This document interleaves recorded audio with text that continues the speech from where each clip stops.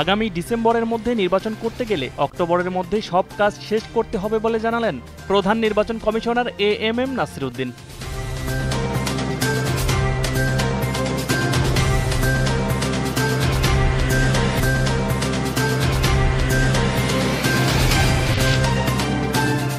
চিত্রনায়িকা পরিমণির বিরুদ্ধে গ্রেপ্তারি পরোয়ানা জারি করেছেন আদালত। ব্যবসায়ী নাসির উদ্দিন মাহমুদের দায়ের করা মামলায় তার বিরুদ্ধে চার্জ গঠন করে বিচার শুরুর আদেশ দিয়েছেন আদালত।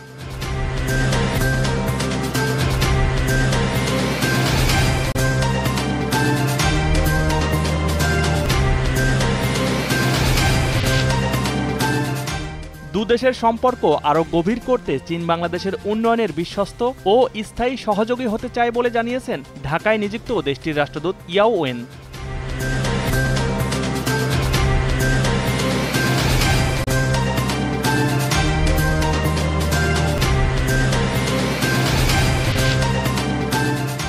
উত্তর আফ্রিকার দেশ সুদানের একটি হাসপাতালে ভয়াবহ ড্রোন হামলায় ৬৭ জনের প্রাণহানির ঘটনা ঘটে। এ ঘটনায় আহত হয়েছেন আরও অনেকে।